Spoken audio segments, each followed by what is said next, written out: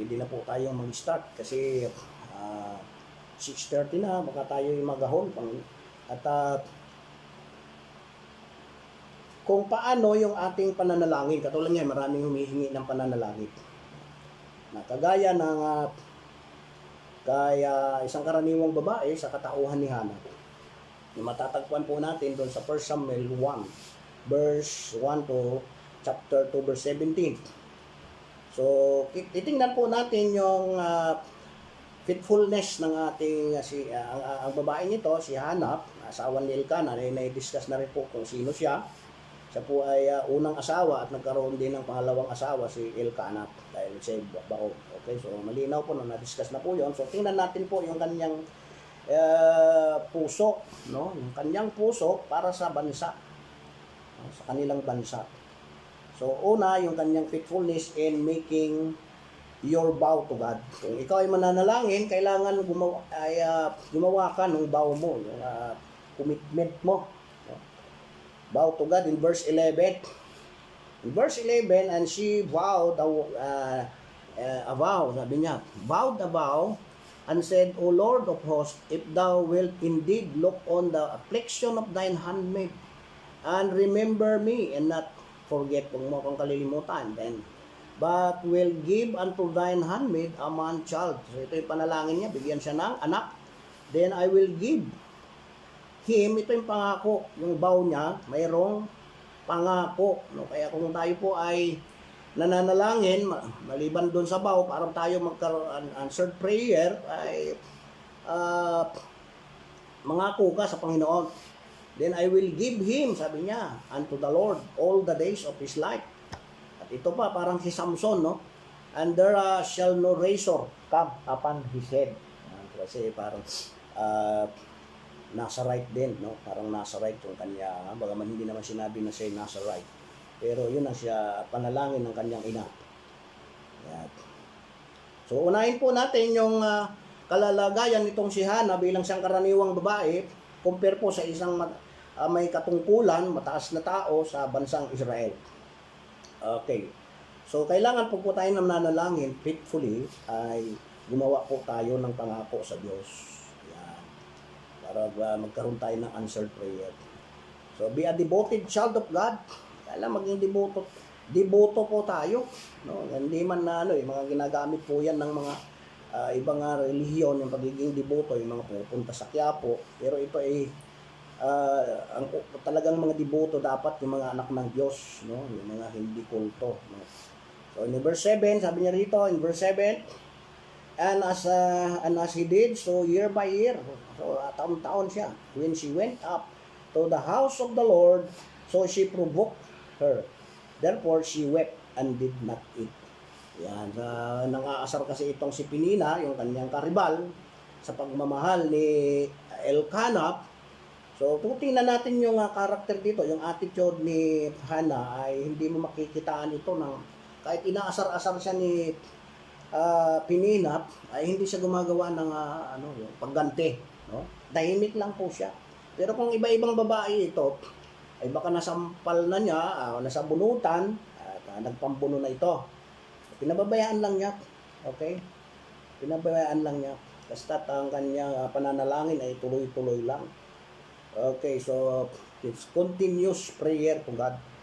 Kailangan kung mayroon kang vow sa Panginoon, ay mayroon ka ding deboto ka rin sa bilang anak ng Diyos. At hindi lang yung pananalangin mo, kung kailan mo lang maisipan, mananalangin.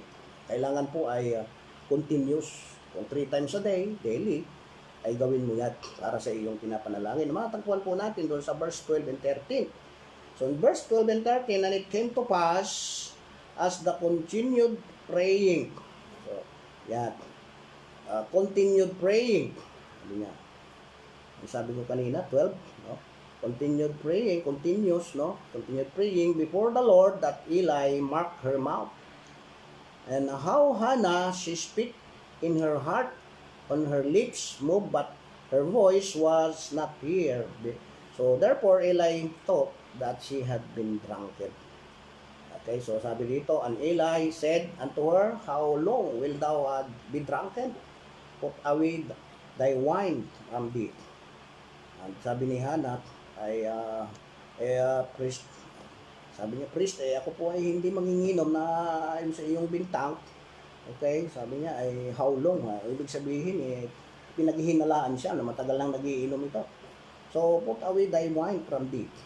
Yung si Hannah kasi ay binigyan po natin ng powerful prayer, pero kailangan mayroong concept o yung mayroong ito yung ano tawag dito, mga kailangan may mga dalang kalakip na mga pangako tulad ng ating binanggit, making your vow to God, be a devoted child of God, continuous in prayer to God, let your burden with the Lord. Iwan mo, kahit na mayroon siyang sama ng loob, sa Panginoon po niya ibinibigay. Hindi yung may sama ka ng loob,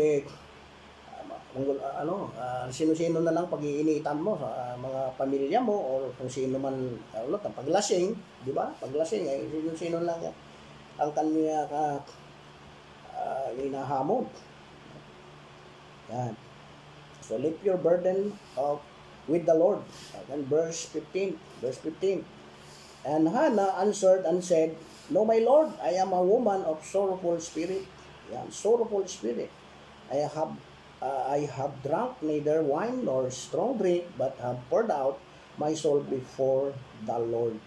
Yung aking mga ako po ay malulungkutin. Okay, ako ay sabi niya dito ay siya ay afflicted. Na kung titingnan natin yung affliction niya, hindi po ito pansarili niya, kundi pag puso niya ito na pagmamalasakit. Kung titingnan po natin ay mayroong ito yung kanyang fervent prayers, okay, fervent proponent, okay, yung favor and fervent patriotism. May patriotism po yung kanyang panalangin kasi ito po ay pagmamahal sa kanyang bansa. Siya po ay mapagmahal sa kanyang mamamayan ng Israel. So bagaman babae po at ang babae ay hindi po binibigyan ng pagkakataon na katulad ngayon ay magpastor at nakikita dito sa kahit na walang katungkulan po mga babae. At compare naman po sa mga katulad ni Priest Eli, na ang taas po ng kanyang posisyon bilang priest, ay siya po ay weak. Dito ay makikita po natin ang comparison po. Yung powerful prayer na answered prayer kay Hannah at itong si weak preacher na si Eli na sumira po sa kanyang pamilya at sa bansang Israel. So, tingnan po natin yung mga iba pang mga puntos, no? At tingnan po natin. Yan. Okay, kung ikaw ay gumawa ng vow, ikaw ay devoted para pakinggan ng Diyos ang iyong panalangin, continuous prayer to God, and lift your burden with the Lord. Verse 15. And number 5, compliance of commitment. I-fulfill mo yung commitment mo, huwag yung puro ka lang pangako. Napakarami ngayon mga member ng church, no? At puro pangako, nagko-commit, lalaki pa yung ino-commit, pero ni 5 wala, hindi mo makita minsan, no? At hindi mo na siya minsan hindi na rin nasisimba sa sobrang laki yung kanyang commitment dahil na-agitate siya sa tithes and offering. Okay, iba yung tithes po, iba yung tithes, iba yung offering. Yun ang commitment, yung offering. Yung tithes po ay kailangan parte yun ng Panginoon, ay huwag mo natin kukunin. Katulad ng ginagawa nitong pamilya ni Priest Eli, kasama yung kanyang mga anak. Okay. Sa verse 22, tingnan natin. Verse 22. At the fulfillment of to fulfill your commitment to the Lord. 22. But Hannah went not up, for she said unto her husband. Okay, kasi pupunta si Elkanah doon sa yearly yan at nag-aalay sila sa Panginoon. I will not go up until the child be weaned, and then I will bring him that he may appear before the Lord, and there abide forever. So yun ang pangako ni Hannah, no? Kailangan mapulpil ito kasi kahit na mahal niya yung kanyang anak, At bagaman hindi pa pwedeng iwan kasi yun ang pangako niya. Ito, sinabi na po yan ni Pastor Jess nung nakaraan. At kahit na hindi na po natin palawigin pa yung nito. At ang ating puntos po rito, paano pagiging answered prayer po tayo. Kasi maraming mga nais manghingi ng panalangin, ngunit wala silang commitment. No? Hindi sila nagbibigay ng vow sa Panginoon. Hindi sila devoted bilang isang child of God. Minsan nawawala pa nga sa church. O kapag sinabi ay pag-pray mo nga ako pastor tapos hindi na answered prayer ay hindi naman malakas manalangin si pastor, wag na lang ako. Ayan, sisisihin pa si pastor. So, continuous prayer. Kung kayo humihingi ng anyong mga pananalangin, ay gawin niyo po ito katulad ng ginagawa po ni Ana. At kita ko kanina, napakarami pong mga kababaihan na humihingin po ng mga panalangin. Okay, so pagkatapos na ma-fulfill mo yung iyong commitment, and rejoice in the Lord. Yan. Why? Kasi dun sa chapter 2 verse 1, sabi dito, and Hannah prayed and said, my heart rejoiceth in the Lord, mine horns exalted in the Lord, my mouth is enlarged over mine enemies because I rejoice in thy salvation. Okay? Kasi nakita ni Hannah yung pagliligtas, no? Sa kanya, at siyempre hindi lang sa kanya ito, para sa buong bayan ng Israel. Katulad sa ngayon ay bat-bat po tayo ng mga problema, daming nawawalan po ng trabaho. Okay, so yan ang mga dahilan minsan kaya di sila nagbibigay ng kanilang offering, hindi nila binibigay ng kanilang tithes. Okay, so yan ang mga isa sa mga kasalanan po natin na nagagawa sa harapan bilang mga mananampalataya. Yung mga pangako natin, kung ano man meron tayo, no, ay dapat ay tuparin po natin yung kung ano yung biblical na katuruan tulad ng pagbibigay ng tithes. Kasi doon lang po kuha ng ng pangangailangan po ng mga manggagawa ng Panginoon sa bawat churches, bawat local churches. At kung yung kayong mga offerings, tulad yan, nagkaroon sila ng offering maybe kina Pastor Jess dahil ito ay hindi po sa tithes kukunin kundi mga kukunin sa mga members na magregalo po sila sa mga pastor, sa mga visitors, mga missionary. Yan, maaaring yun ay hindi galing sa tithes. Yung tithes po ay para po yan, malinaw po doon sa Malakay 3:10, para po sa mga manggagawa ng Panginoon.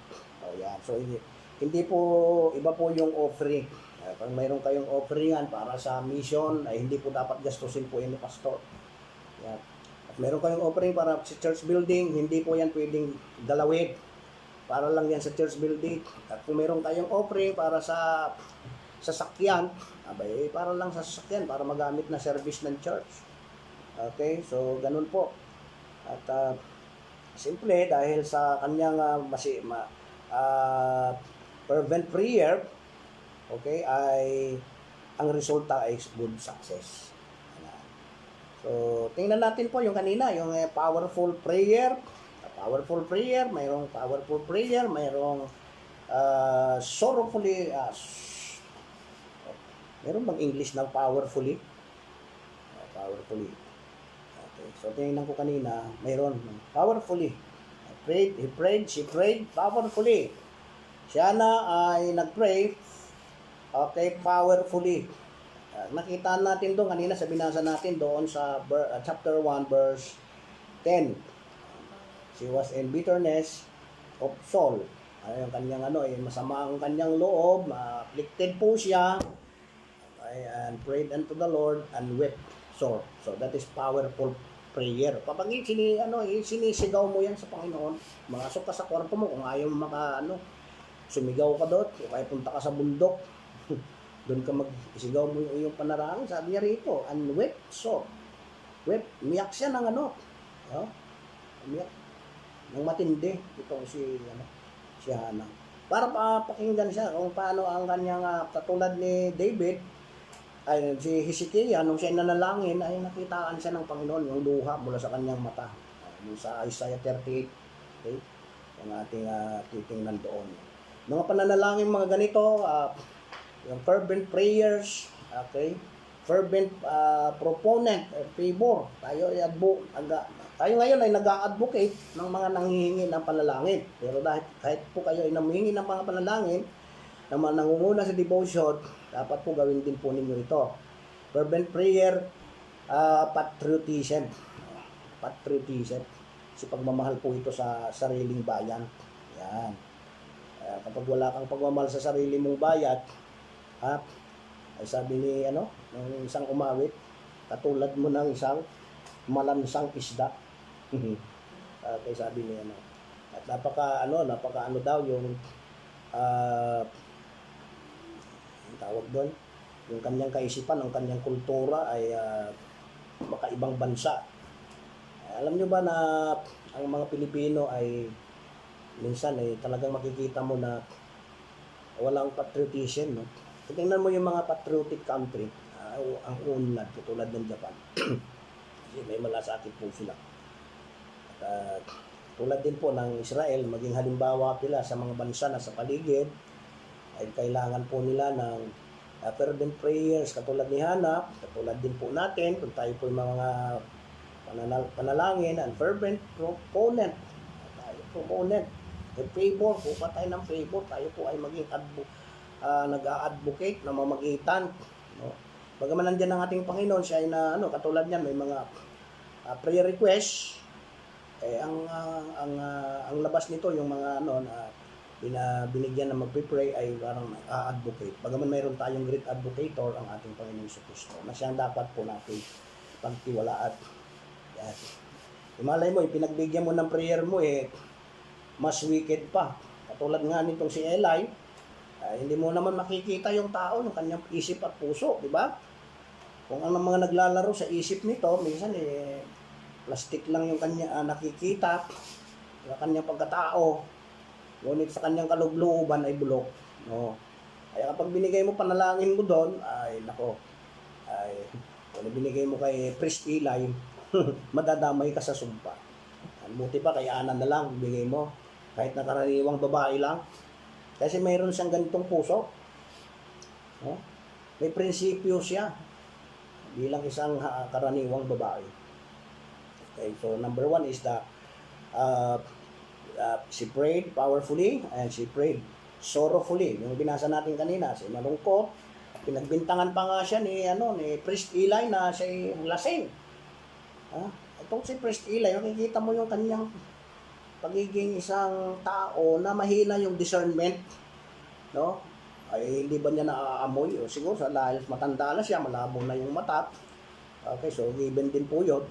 Pero dapat ay bilang isa siya ay priest, tayo pastor, ay siguruhin natin, baka maka-open po tayo. Okay, sabihin natin, lasing ko ka ganun, tapos hindi naman pala, no? Kasi mukhang lasing daw, adik ka di ba? Pagbibintangan natin yung tao na adik, pantalang kaya pala siyang payat, kasi mahina kumain, katulad nito, itong si Jezreel, ang payat-payat. May makakain naman, ayaw kumain. Okay, so yan. Okay, so yan po ang ating yung pamamaraan ng ating pananalangin. Okay. Hannah prayed powerfully, then prayed sorrowfully, sad, and sa verse 7 to 10, and verse 15 binasa natin kanina na siya nga po ay bumubuka-buka lang yung bibig. At hindi po ito napapansin, hindi naririnig yung kanyang panalangin. Kahit yung mister niya po ay hindi alam kung ano yung kanyang ginagawa. Hindi siya nagsusumbong, sinasarili niya po ito, at ito'y sinusumbong niya sa Panginoon. Dapat kayong mga kababaihan, kahit na wala kayong katulad nitong si Hannah, itong yung asawa nga parang wala din namang katungkulan sa Israel si Elkanah. Baka man nagdadala siya taon-taon na kanyang mga alay, at yun ay responsibilidad po na mananampalataya. Dapat po kayo ay bago pumunta sa church, dala-dala nyo na po yung inyong offering. Hindi pa yung kailangan pa, sabihan ka pa ng pastor, ibigay mo na yung tithes lang, ayaw pa ibigay, hindi naman para sa kanya to. Okay, so hindi naman sa atin yung tithes, para sa Panginoon, parte yun ng Panginoon. Yung offering, ito yung pinagkakaisahan natin, yun ang offering, pinagkakaisahan natin, yung kanina sinabi ko kanina, church building, mission na giving, ayan. So marami pong mga pwede natin para sa mga bao ba yung balo, mga katulad ni Hannah, isang okay, na siya po ay baog. So the number 3, she prayed successfully. Nakikita po natin doon sa verse 17. Basa ko ba yan kanina? Then Eli answered and said, "Go in peace." Magkatapos na mapagbintangan at siyempre itong si Hana ay ayaw niya na napagsasalitaan din naman siya ng isang priest ng pinagtanggol po niya yung kanyang kalagayan. At naiwala naman po itong si Priest Eli. Bagaman itong si Priest Eli po ay weak siya. Isa siyang mahinang lingkod ng Diyos. Pero kind naman po siya, no? May puso na matulungin. Matulungin yan. Yung kind, ano ba yung kind? Okay. So, nangiwala siya doon sa sinabi ni Hana. Kasi wala namang ginagawa si Hana na masama. Okay. So, Hana prayed powerfully. At matatagpuan po natin doon sa verse 7 kanina. No? Verse 7 up to 15. 15.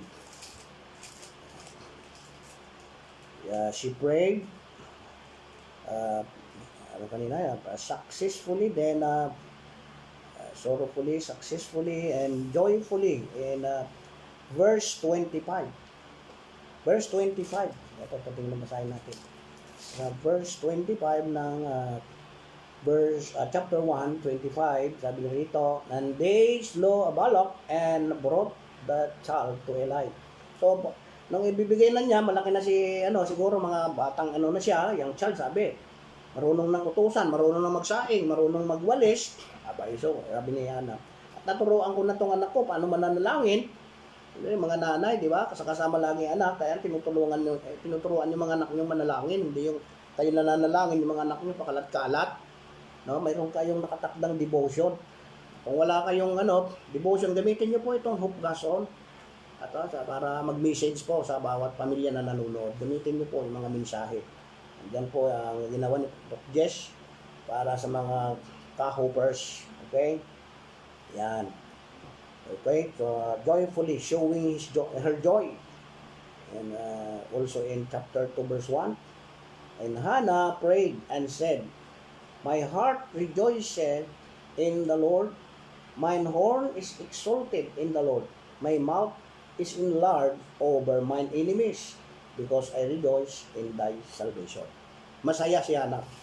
Kasi answered prayer siya, nandiyan na yan si Samuel, nabilang anak, at nadala na niya sa templo, doon sa tabernakulo. At iniwan niya na po ito. Kasabay ng kanyang pag-iwan, itong pinapakahalagang kanyang sacrifice, yung ibigay mo yung anak mo. No? Sino ba sa inyo dyan, mga nanonood, kaya yung ibigay yung anak nyo para maglingkod sa Panginoon? Minsan yung matatanda, may tinanong kagabi tungkol sa pagmimisyon, parang nagdadalawang isip pa, may edad na. Itong si Hannah, na-influence niya yung kanyang anak. Sabi nga dito, hindi naman magiging mapanalangin itong si Samuel kung hindi ito tinuruan ng kanyang nanay. Okay? So bago niya iniwan doon, well-trained na ito. Mula pagkabata. Mula pagkabata. Yeah. So sabi niya rito ngayon, kapag sasalita, kapag na ngayon si Hannah, hindi man siya nagyayabang, pero mayroon na siyang masasabi. Sabi niya rito, "Mine horn is exalted in the Lord." Minsan yung mga mayabang na kapag nakatapos ng kanilang pag-aaral, no? At sila po ay pinagmamalakihan na yung mga magulang. Tapos sila ng kanilang mga kurso, nagkaroon ng magandang trabaho dahil ang mga magulang nila ay mahirap. Okay, so pinagyayabangan na po yung magulang. Itong si Hannah po ay bagaman mayroon sa mga adversaries, hindi niya po, pero testimony po ito. Mayroon na siyang karapatan magsabi ngayon na ang Diyos ko ay makapangyarihan. Yung kanyang horn, sabi niya, yung kanyang sungay ay pwede nang maging exalted, may taas in the Lord. Kasi itong bibig na ito na nakatikom lagi ay mayroon na siyang masasabi patungkol sa papuri sa Panginoon sa kanyang answered prayer. Her prayer is powerful. Her prayer is sorrowful. Her prayer is successful. Her prayer is joyful. And last, okay, thankful. Thankful prayer. Hindi ibig sabihin na answered prayer ka na ay hindi ka na mag-pray ng katulad nito. Nung una ay siya afflicted. Pero nitong kalaunan, success dahil sa kanyang mga yung binanggit kanina doon sa una. Siya po ay nagbigay ng kanyang nag-ano sa Panginoon, nangako siya. Kapag binigay yung kanyang panalangin, nabigyan siya ng anak na lalaki at ibibigay niya ito sa Panginoon. Ay mga anak ninyo, pagsisimba lang, minsan yung pagsisimba lang, ay sabihin nyo na, ay pastor, ay puyat kagabi kasi naglaro ng email. Okay, so ako na lang po magsisimba, yung anak ko iniiwan na lang. Ayan, mangyayari po yung hindi nyo inaasam-asam pagdating ng araw. Pag mga anak natin, ay hindi natin po dadalhin sa church. Ayan, ako nga, lumaki sa devotion yung aking mga anak mula nung ako'y tumanggap sa Panginoon noong year 2000 ay hindi na po namin kinaliligtan pero naging mga pa din, no? May mga sumaliwa pa din tulad yung pangalawang lalaki, no? At si Joseph dati, no? At anak ko po yan, pag siya nakakasama ko dito sa gawain ay dating yan, nangungupit po dito sa bahay yan, inukupit niya yung offering para sina Hopni at saka si yung isa, Pinihas. Okay, so ganun. At mabuti naman at ngayon ay hindi na po niya ginagawa ito. Prayer, thankfully. Satisfied ka na, answered prayer ka na, chapter 2 to verse 2 to 10. This is the song of thanksgiving. Ito kung babasahin mo maigi, parang Proverbs po si Ana. Ito ay prophetic. Yung kanyang si Ana hindi man sinabi siya ay propeta, pero very prophetic. Ito kung babasahin po natin yung verse 2. Siya ay maawit, nananalangin. So sabi niya nito, basahin natin, there is none holy as the Lord.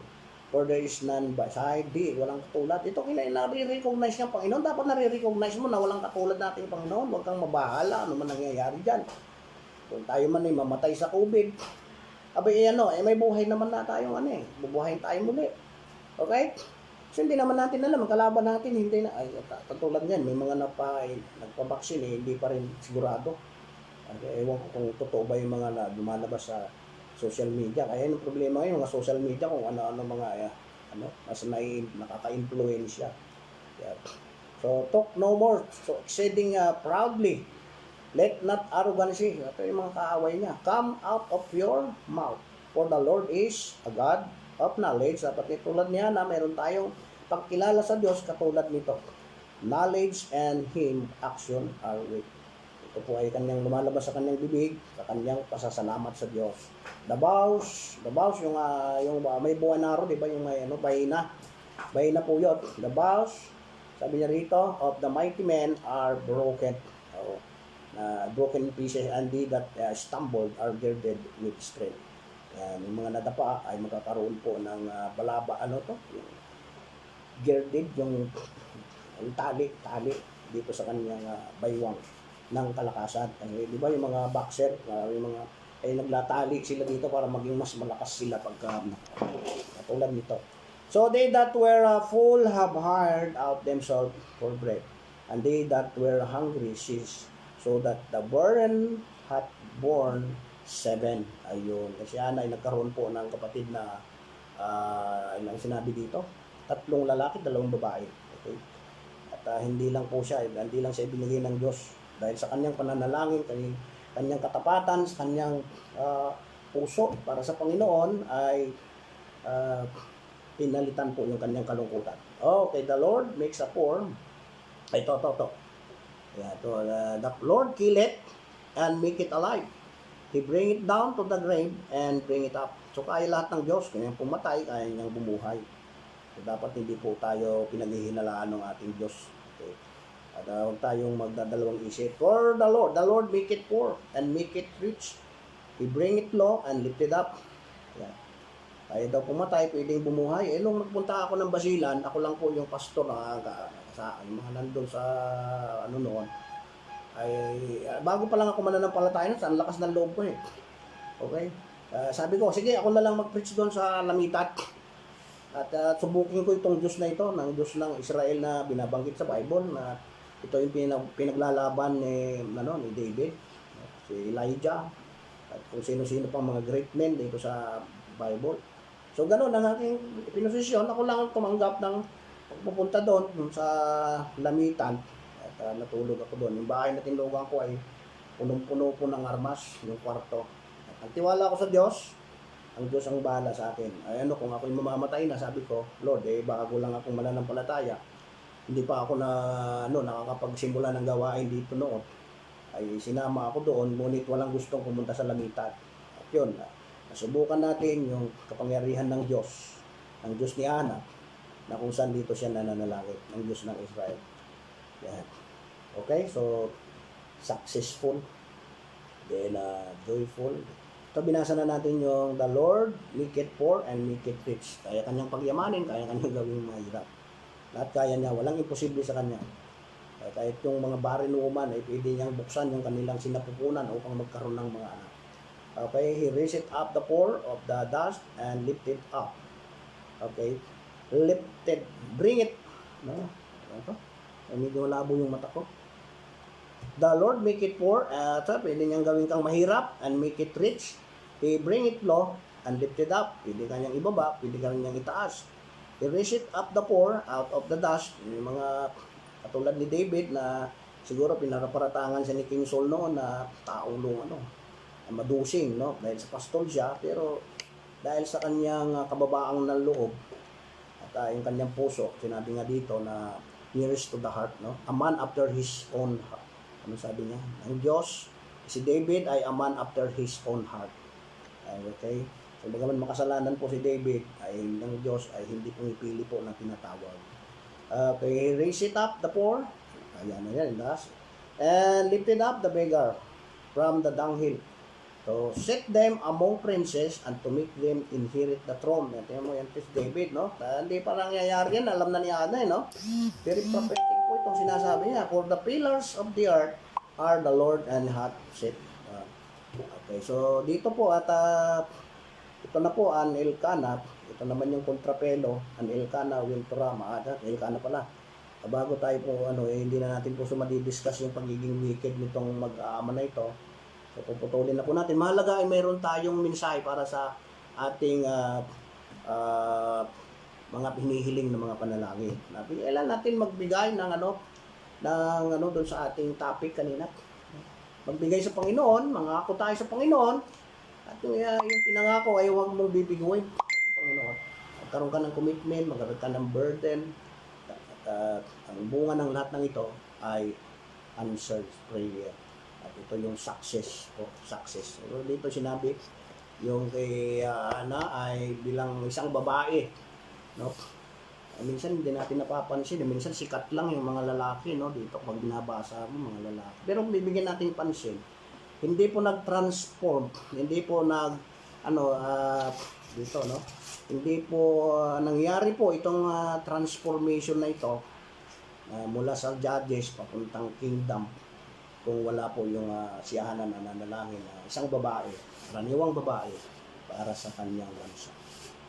Amen. So, siguro hindi na natin muna talakayin po yung patungkol doon sa mag-aama sa mga at alam nyo naman niyo po yung mga nangyari doon. Pinatay ng Diyos yun. Kaya tayong mga lingkod ng Diyos, huwag tayong gagawa ng mga kalukuhan sa ating mga miyembro sa mga churches natin. O sa kapwa natin na mananampalataya. Kung hindi po tayo sinabi dito, papatahin po tayo ng Diyos. Tulad nitong mag-aama na ito. Wala na, hindi na nagpatuloy yung lahi na ito. At yung kay Hana, ito kasi yung transition, no? At bagaman ang Israel ay ni-reject nila, parang king nila ang Panginoon, at binigyan sila ng human king. Okay, so nakalaki na rin po naman yan. At tayo po ay mananalangin. So, standing on the promises of God, my Savior.